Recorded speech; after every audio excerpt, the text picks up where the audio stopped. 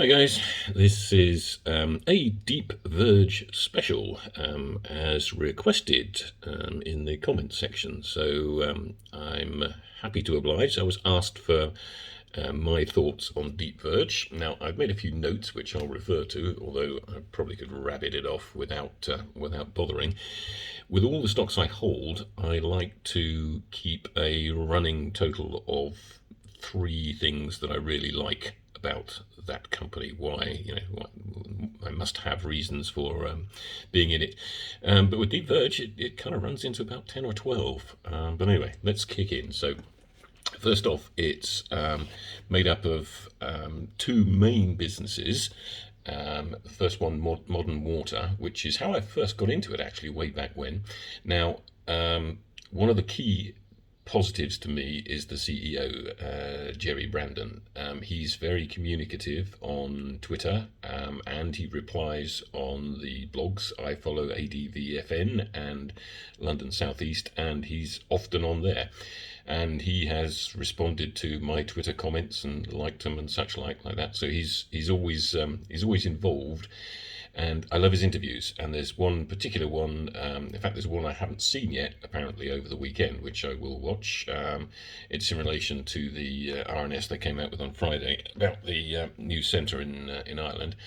But on the proactive interview regarding the China memorandum of understanding, it's well worth a listen to. He is, in pretty much every interview, he's trying to restrain his enthusiasm because of what he can and can't say on camera or in print. Now, one of the key elements is the way they've grown the revenues. Now, in their fourth quarter of last year, they had their first profitable quarter. This is EBITDA, and they made 4.4 without Modern Water and 6.1 with Modern Water. Now they have predicted 10 million this year, and that is, I think it's a no-brainer that that's going to get stuffed. It's going to be well above that. And listening to his interviews, he thinks it too is clear. So you've got a guidance of 10 million, but you just know they're going to smash it. They've already announced £3.5 million, $5 million of business for Modern Water in the first quarter of this year, so that's already in the bank, as it were.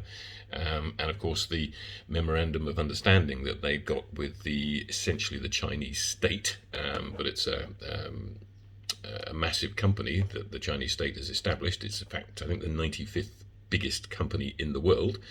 And dear old Deepverge, little old Deepverge, not so little Deepverge, has a partnership pending with it. It's a memorandum of understanding which they expect to get finalised by September, whereby Deepverge will have 49% and the Chinese state stroke company will have 51%.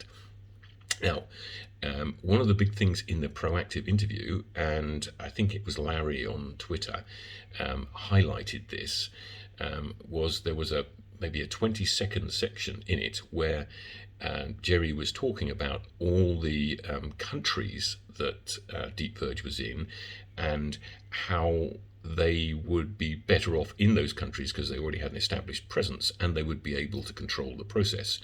With the China memorandum, they will only own 49%. But there was talk, and he said might, but it was a very strong might, of it being floated on the Hong Kong Stock Exchange, which would be a behemoth. It would be amazing, because Deepverge already have contracts with 5 of the 23 Chinese provinces, and this effectively opens them up to the other 18 as well.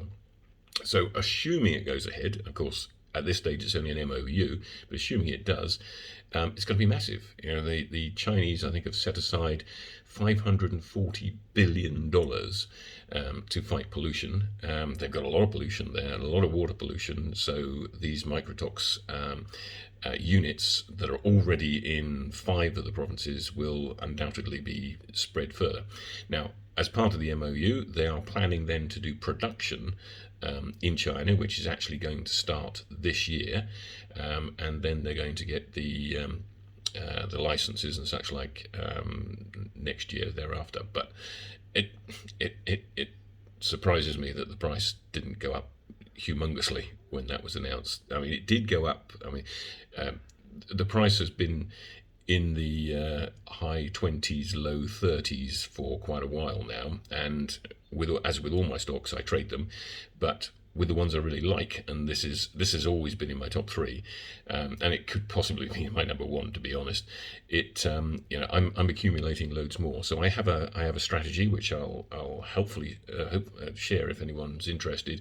But essentially, I draw up a target to sort of top slice, and when the price shot up to 39 or 40, I top sliced and took out a very small percentage.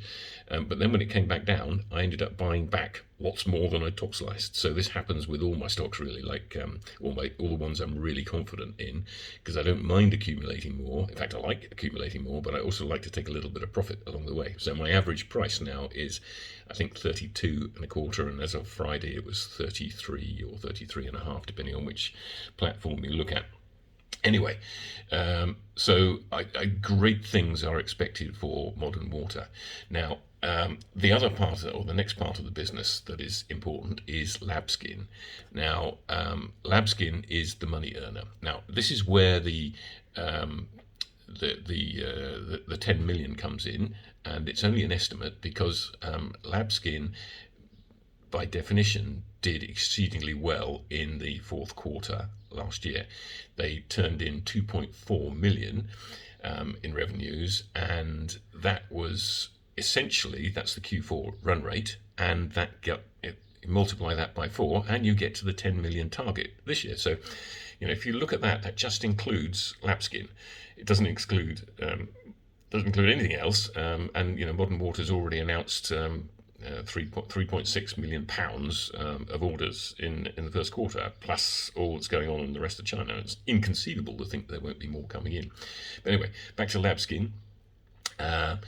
It's essentially as I'm sure you all know, it creates your own skin or artificial skin for big companies to do testing on it. So it's got the added advantage. In fact, pretty much everything about Deepverge is green. They're helping the environment pretty much everywhere. So there's no animal testing. They have 18 of the top 20 cosmetic companies in the world. Now, I've got a list here somewhere where they named a few of them, but there was kind of like, yeah, there we go, including apparently Unilever, L'Oreal, Estee Lauder, Walgreens Boots Alliance, Amway, L'Occitane, and obviously others as well.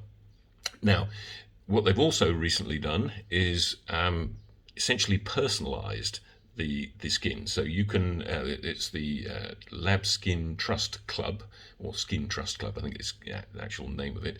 And essentially, for a fee, you get a pack sent to you in the post. You take a swab from your skin, on a cotton bud type thing, I guess, and you send it off. They then recreate your skin in the lab and test it, and they can tell you, shed loads of stuff. They can tell you the stuff that's good for your skin, that's bad for it, and they also take into account the environment you live in. So if you live in a polluted area, like I do here in Thailand, then there will be more pollutants that you've got to be wary of. So they will tell you what's good for your skin and what isn't.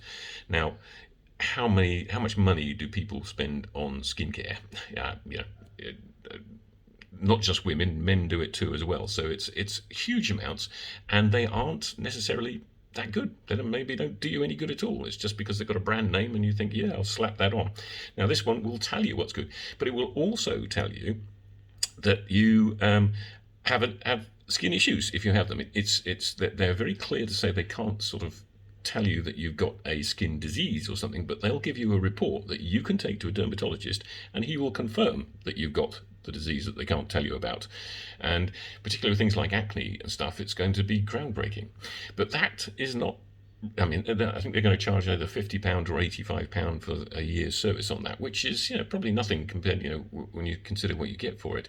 But what they get is they get artificial intelligence data, and this adds to they've been collecting this data for I think it's 11 or 14 years, and that's what all these big companies pay for.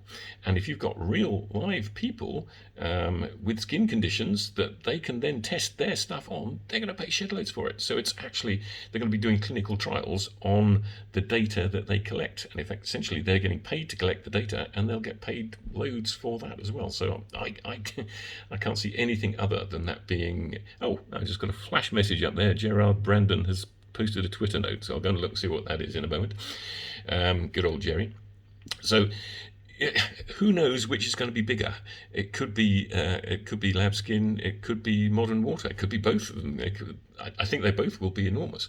Now, on top of that, they've also got a tie-up with Microsaic Systems, which they make mass spectrometers. Easy for me to say, but they make miniature ones. So these appliances go in stuff like the Microtox water testing system, and they make it much more effective and much more manageable, because it's a lot smaller. You can get these things in where others can't. So they've got that, and they've put Jerry on as chairman. That's exactly what they did with modern water. So I've, hands up, I've got investments in Microsaic as well. I started with a toe in the water, but I'm building it gradually. And they also have announced a tie-up with the Chinese hospitals, essentially, and there are something like 3,300 hospitals in China. And they're going to use their spectrometers to test, I think it was psychiatric therapies. No idea how that works, but that also will be mega, and I wouldn't be at all surprised to see Deepverge at some point buying Microsaic, because as I say, that's exactly what happened with modern water. So I won't go on too much longer, although I could do, but the left field potential is the breath test, because they have they have a breath test which is able to detect all sorts of pathogens, including, of course, dear old COVID. And this is going to do, it's going through stage 3, phase 3 trials at the moment. There's nothing in the price, I don't think, for this. If it comes along, it's going to be, even probably put the other two sections in the shade. So they've tied up with a university spin-off called Pulm Bio. So they're using their equipment, but based on the Microtox technology. So that will be coming in, and it will be able to detect. Now let me look at my notes on that one so I don't misquote. And it says they are working with Avacta, which some of you will have heard of that. I'm not involved in those, and Aptima. And they've announced the initial data for the ongoing phase 3 clinical study, and it has breath samples that delivers test results in under 60 seconds. Plus, it can detect 40 other pathogens. So it's not just a COVID test. They need a larger test sample, and that's going on at the moment. And we should have those results this year sometime. Now, maybe it's a little bit late to get the COVID in the UK, but testing is going on forever. And if they come out with a breath test rather than any of these other invasive type tests that we've got, which works, and clearly this does work, but the samples aren't big enough yet, then that's massive. Now, in terms of price predictions, I would never bother coming with a price prediction. I think I will hold Deepverge forever. One of the lessons I've learnt, particularly with Novacyte, is that you should, when stocks get to an all-time high, you should top slice quite heavily. Now, Deepverge is nowhere near that. I think I actually bought some probably about 60, way back when in history times. But the house broker has them at a target of 84.5, and that was before all this news. And they've reiterated that price target, and that's again without the news. So if any of these actually come off, I think that could well be multiples of that price target. But then, AIM is littered with all these sort of could-bes. So But anyway, suffice it to say, I'm very confident about this share. I'm probably most confident about this one than any of the others. So, I'll I'll um, I'll can it there because my thoughts are starting to ramble a bit, and I haven't actually referred too much to my notes. To be honest, I just yeah, it's an easy topic to talk about. Also been asked on my comments on Novasite and the price drops. I will do one of those as well, and you can listen in if you want to. Anyway, this is Monday morning here in Thailand, so middle of the night still in the UK, and looking forward to the market opening in a few hours' time. Great. Okay. Take care and happy investing. Press button.